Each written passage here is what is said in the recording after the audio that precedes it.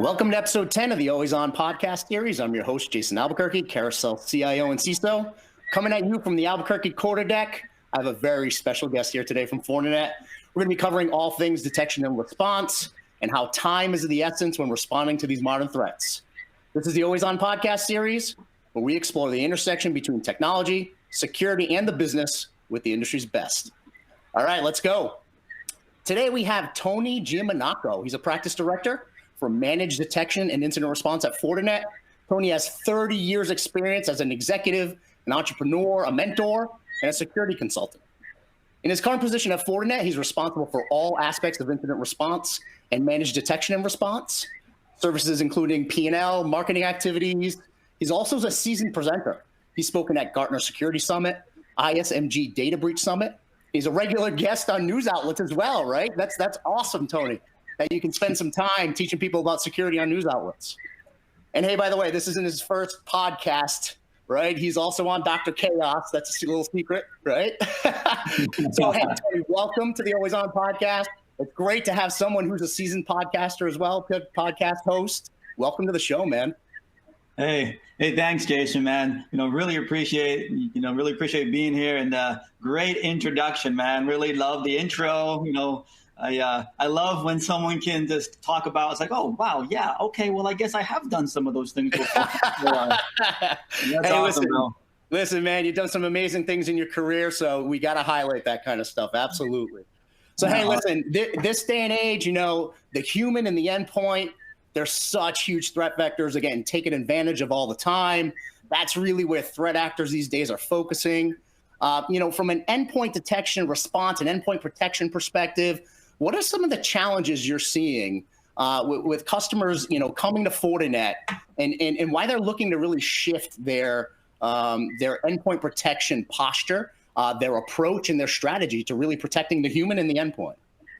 Yeah, it's funny. Well, I guess it's not, it's not funny, but it's the reality. You have, I also run an incident, response, practice, and 100% of the time when we're engaged with our, customers and we're trying to help them through a crisis situation, first and foremost, what they have is legacy antivirus on their endpoint, and they're mad and they want to know, hey, Tony, we've invested in this technology. Why wasn't AV able to detect this stuff? And the reality of it is, this whole legacy sort of signature-based stuff is just not really where it needs to be these days. And I think that's where organizations are starting to see that, this endpoint detection and response technology is really what you're going to need as that next layer of security to be able to keep up with some of these, advanced sort of threats. But I tell you, Jason,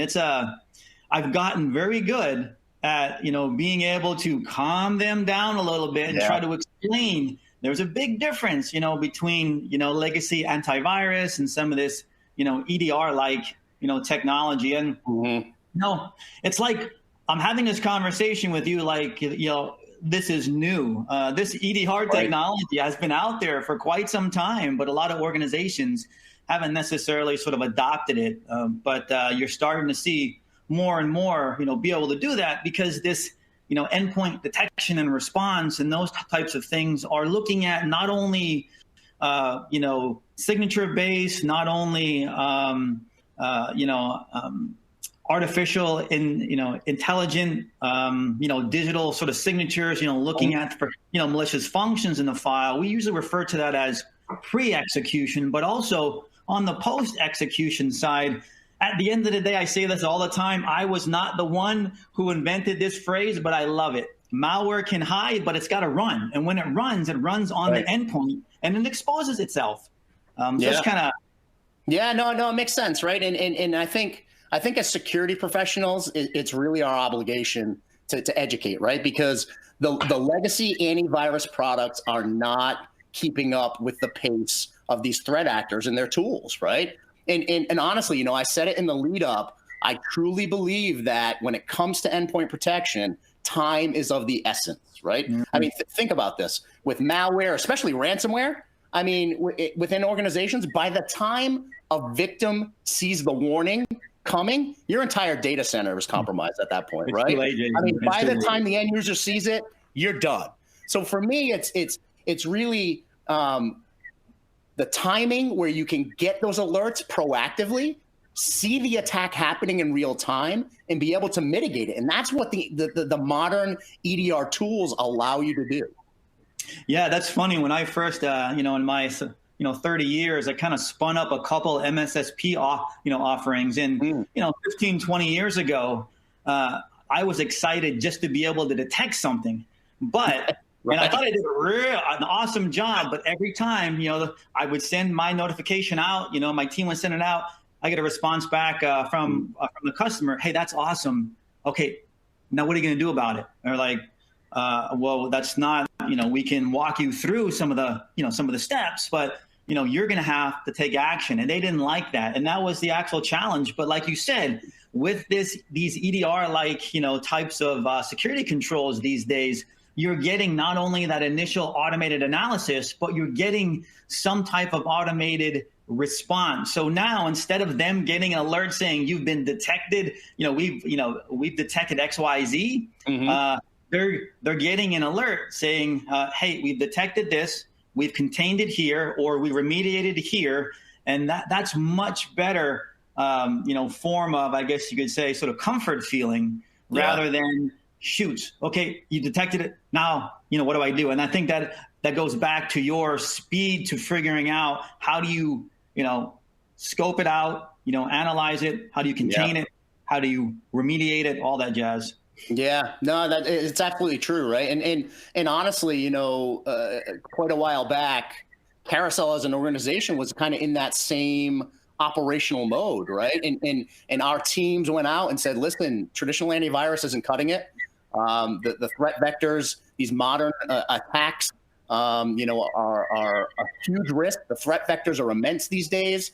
Let's go out and actually look at all of these endpoint detection and response companies and evaluate them. And ultimately, after we did our bake-off with some of the best, I'm talking, Gartner Magic Quadrant, year-over-year leaders, we ended up choosing FortiEDR as our platform internally for our operations because of how it performed real time. And then I'm going to kind of get into a little topic here that we're going to shift into, the XDR type topic and the security fabric topic, right?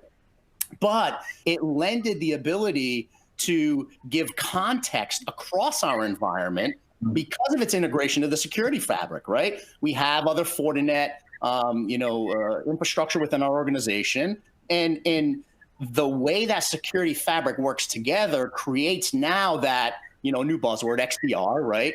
But it creates now that context against the attack surface holistically within an organization. So talk to me a little bit about Fortinet's security fabric and how it's helping organizations get that level of context just beyond endpoint, right? Endpoint's a piece of that, but it's more of a holistic picture now. Yeah, I mean, at the end of the day, I remember, years ago, there were vendors that were talking about, having the actual network is the firewall and all these things. And I think it was a little bit, too early. Back then, organizations were saying, you know what, I don't want any automated action.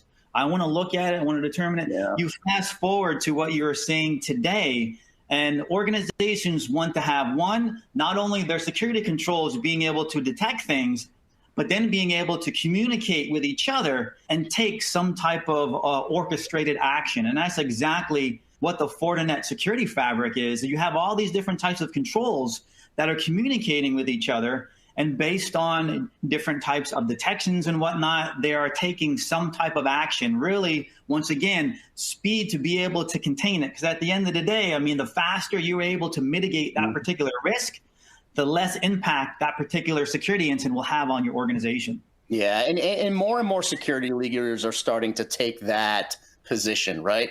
We spent so many years looking at going out to get best of breed silo tools because we thought it was going to put us in the best security posture.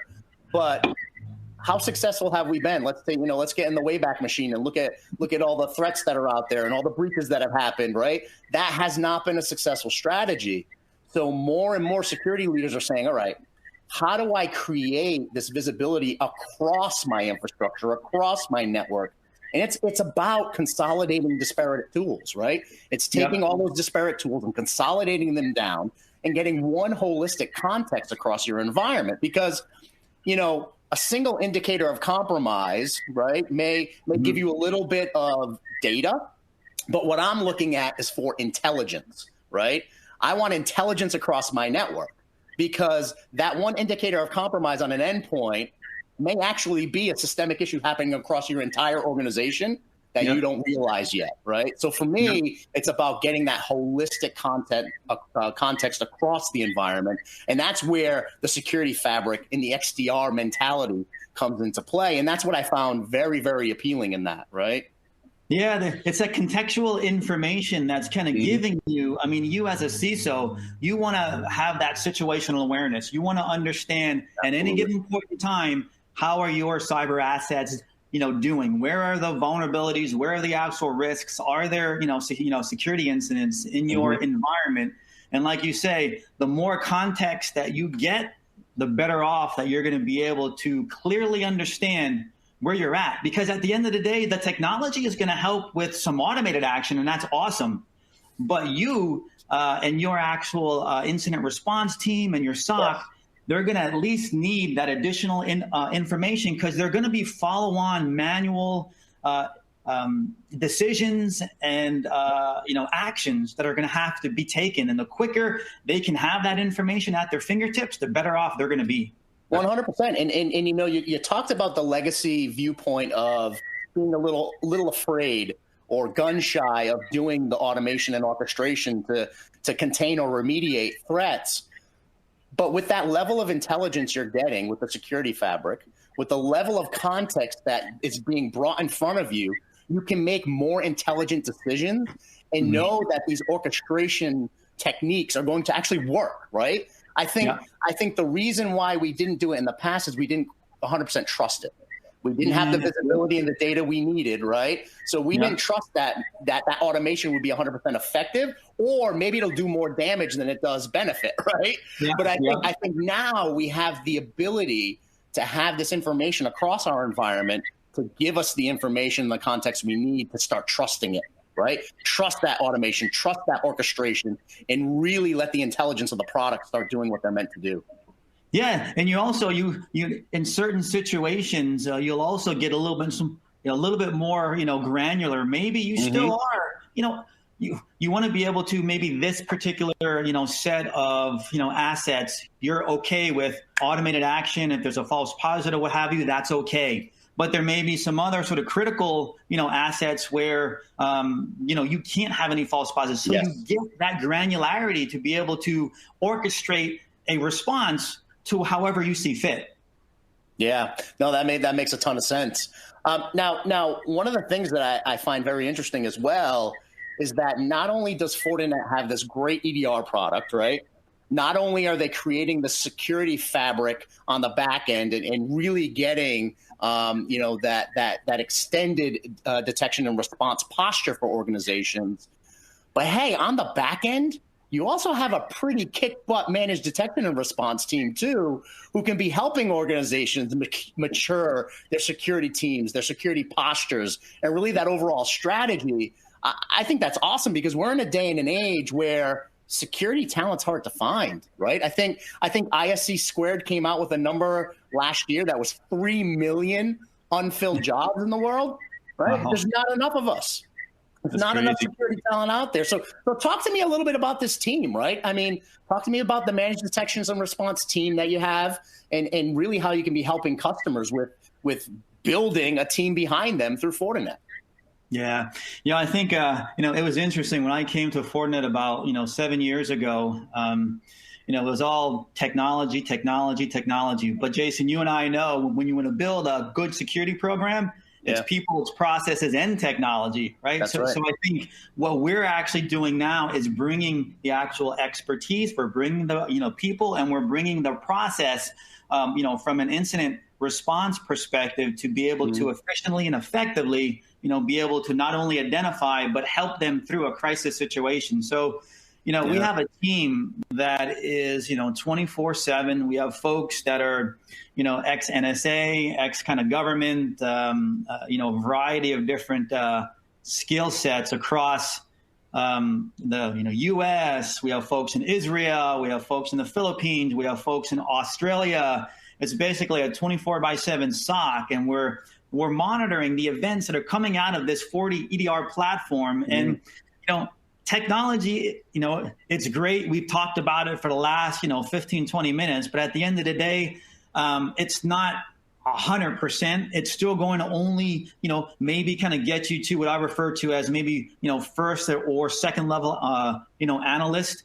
It's that, second and third sort of tier analyst where you still need someone looking at the events. There might be things that are inconclusive or suspicious. You're not 100% sure.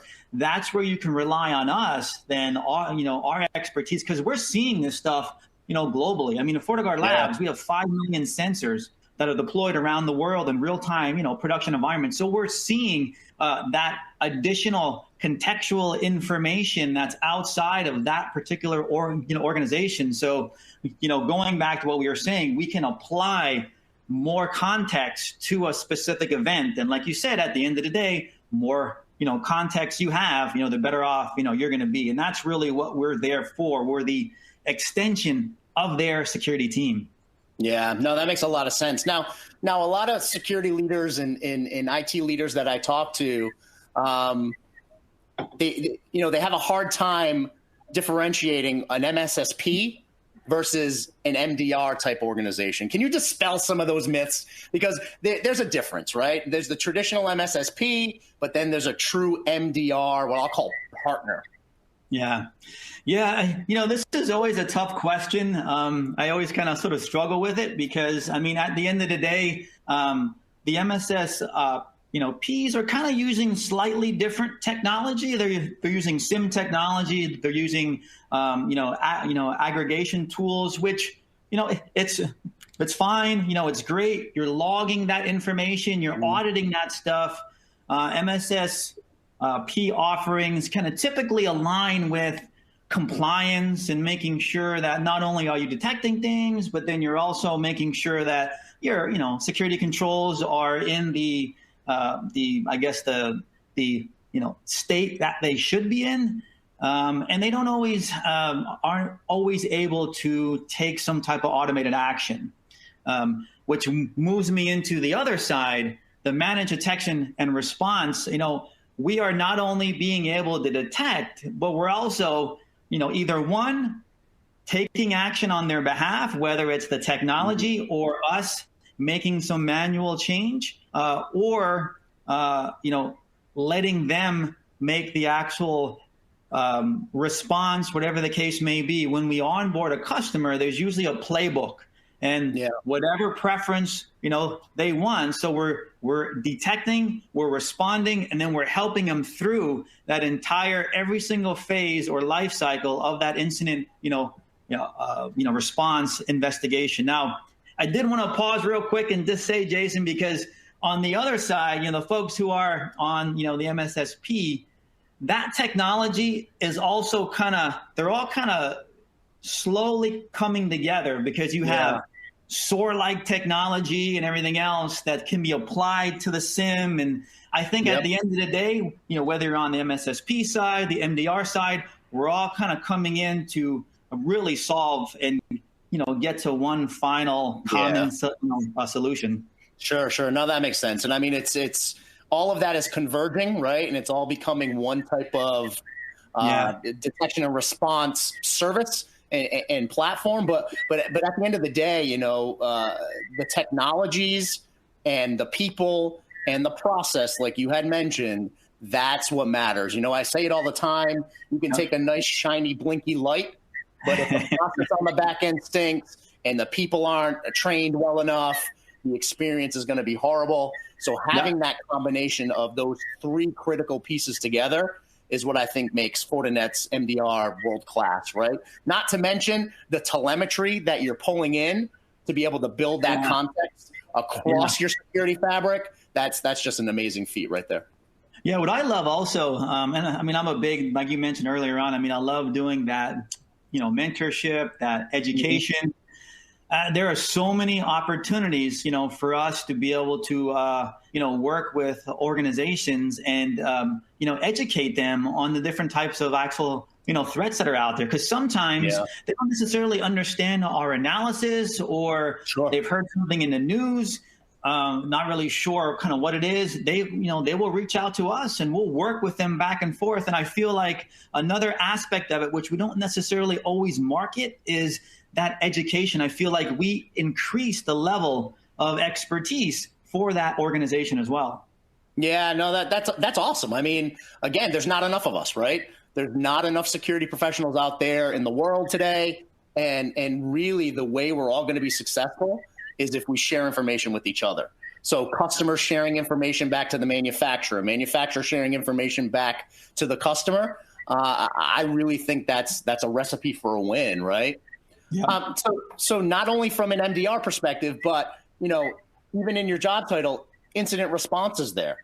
I mean, talk to me a little bit about, and I see this a lot. Most organizations are reactive versus proactive when it comes to incident response. They react to an incident, and then all of a sudden it's like everything's on fire, obviously, and they have to go running and call cyber liability insurance, call their attorney, call their legal team. Really, not being prepared for it forces them into that fire drill. And I'm a big proponent of muscle memory, right? I spent some time in the military, and basically you train the way you're going to fight, right? At the end of the day, so you have to build that muscle memory.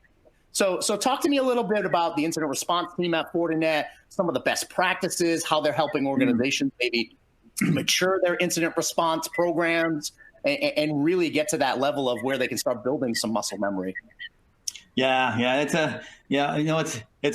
funny. As much as you want them to prepare, most of the organizations that we help through a crisis situation, through our incident response services, they just weren't ready. They just really didn't have either the technology, they didn't understand what the actual playbooks were to be able to, take some sort of quick action. So when they contact us, that's exactly what we do. First and foremost, we calm them down, say, look, relax, and we handhold them and walk them through that entire incident, response sort of process. Now, it's funny, Jason, what happens sometimes is, before they reach out to us, when you talk about sort of best, practices here, they try to do it themselves sometimes. And what they want to do is they fast forward through the different phases and they go right to recovery. I can't tell you, Jason, how many times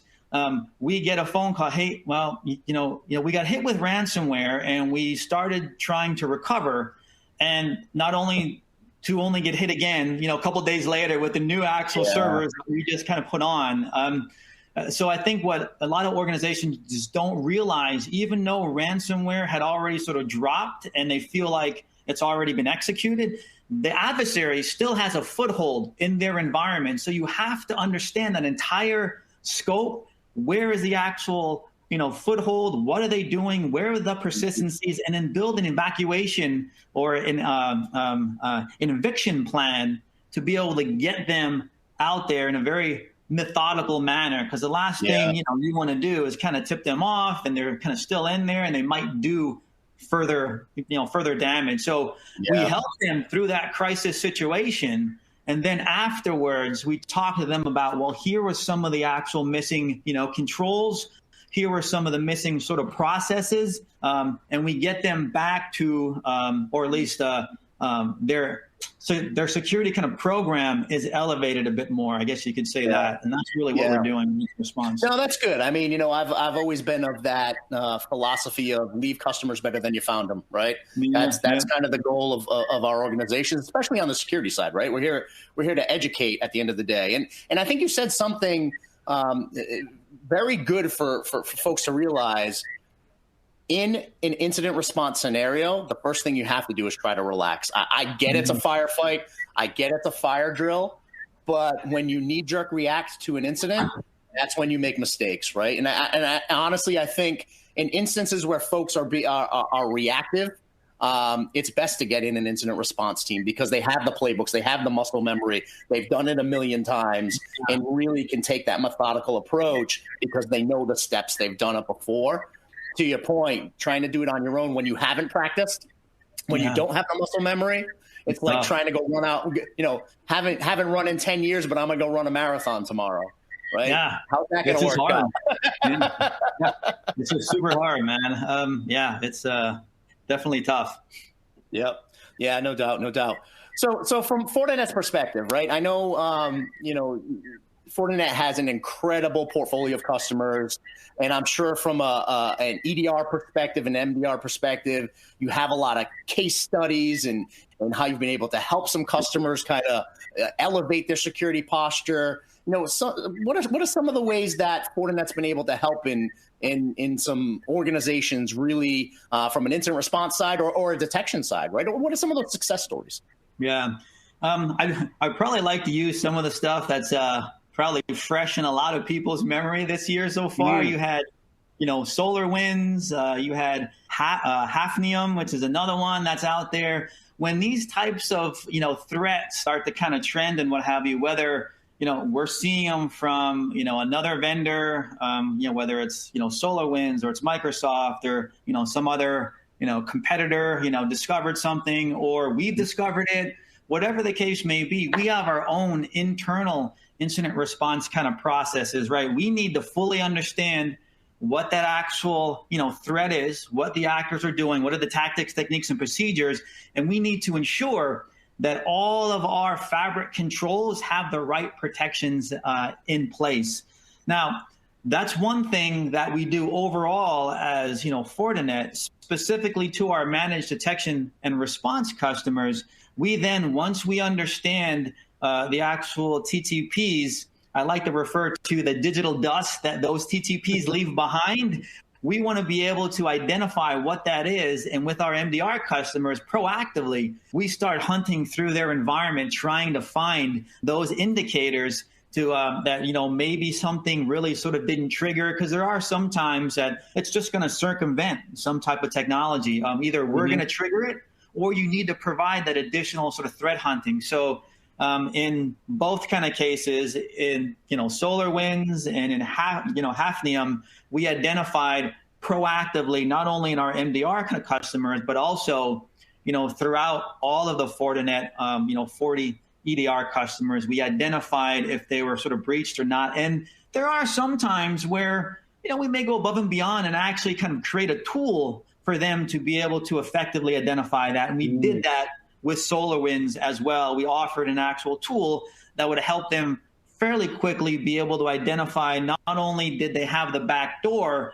but also if that back door was in fact taken advantage of and the adversary may be further in their environment.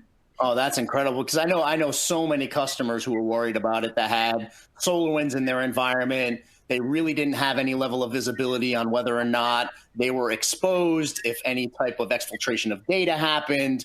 And for Fortinet to come out and build a tool that can proactively, give a CISO like myself the level of risk within their environment so they can make the educated decision on what they need to do next, like maybe incident response, if something were to happen. I think that's awesome, right? I mean, that's such a value add service to provide to your customers to really help them through a tough time. I got in conversations with folks who had SolarWinds, that was a stressful time, right, for security teams and security leaders, and really going through those type of breach scenarios and not knowing if they were exposed or not is incredibly stressful. Yeah, it's like, and some of the things, we just had conversations with people. I mean, they just wanted to bounce a couple things, off of us, and just that conversation of speaking with an expert kind of, put them at ease a little bit. And we thought that was very sort of beneficial, as well. Yeah, no, that makes sense. So Tony, I'm gonna kind of go back to the beginning of the conversation here. For folks who are still on legacy AV, maybe haven't made that journey to, a more modern endpoint protection strategy, where should our listeners really start that process? What should they do to look at their existing posture, really take a look at the product lines like FortiEDR that are out there, and start looking to make that decision to go to a more modern endpoint protection strategy? Yeah, if it was me, the way I like to do it, and I really tout this quite often, and it was difficult in the past to be able to do this, but since MITRE kind of came out with the MITRE attack framework and being able to at least document some of the tactics, techniques, and procedures the adversaries are using to complete their cyber mission, first and foremost, I would look at the different types of TTPs that are out there and evaluate how are your current security controls effectively being able to detect and then being able to respond to these types of things. Not everybody is able to have that skill set on hand, to do it. I would say, look for a consulting company. There's a ton of consulting companies out there that would be able to walk you through, kind of build a project to be able to eventually say, hey, look, here's where you're at, today. Here's where you're able to protect against. Here's the, the end state, and this is where we need to get to. And that, really, that's what I would sort of recommend that they end up sort of doing. The other thing that I get when I do talk about that is like, where do I start, Tony? It's like, do I start in the upper left-hand corner of the matrix and move down, or do I look for different, threat actors and kind of do that? If you're more advanced, you might be able to start, moving from threat actor to threat actor. But for the most, I would probably say look for some of the actual common TTPs that you typically see. There's a lot of them that are used, universal, whether it's a nation state attack, more advanced, or if it's more of, cyber criminal, no matter what it is, there's a lot there that are used across all the actual threat actors. And then lastly, I would say, if you look at that persistence bucket, those for the most part are fairly static. They don't kind of, change a lot. So you might be able to move down that tactic a little bit faster and get some quick wins, with that. So that's my little spiel there on that one. No, that's awesome. It's true, right? And at the end of the day, as an organization, take a look at your risks, right? What are the greatest risks within your organization? Test your protections against those critical risk factors and the crown jewels that you want to protect the most, and really run the products through their paces. It's exactly what we did at Carousel, right? And we ended up with a wonderful product like FortiEDR. Honestly, it's been absolutely incredible. So Tony, thank you. Oh, go ahead. No. I was going to say one more thing. I would just say also, it's equally as important to make sure, and I think kind of this, is understanding what data do you have in your environment? Where does it reside? Who's accessing it? Because the more you know about your environment, the better that you're going to be able to figure out where do you kind of put extra protection and extra sort of focus, because you can start to understand those avenues of approach that the adversaries may kind of take, and also what type of adversary may be focused on stealing the data that you have within your environment. Absolutely. No, 100%. And that's a great point, before we finish is, some of the mantra that we talk about is you have to know what you have in order to protect it. And the visibility that FortiEDR has given us at the endpoint level, at the server level, has been absolutely amazing, down to process levels of applications that are running on an endpoint that we get triggered and say, I don't think we want this running on our endpoint, right? It may not have exposed us to a threat, but we look at it and we say, not supposed to be on a corporate machine. Thank you very much. Goodbye, right? So that's the type of stuff that I think adds benefit to what we're doing and minimizes risk. So that level of visibility down to the endpoint, our servers and things of that nature has been incredible. So Tony, thank you so much for joining us today on Always On Podcast. We appreciate your knowledge and what you've brought here to our listeners. For our listeners, if you want more content like this, or you want to see more Carousel events like this, go to carouselindustries.com/events, and you can see more of this type of great information and content. Again, Tony, thank you so much for joining us today. Hey, thanks, man. It's been an honor, bro.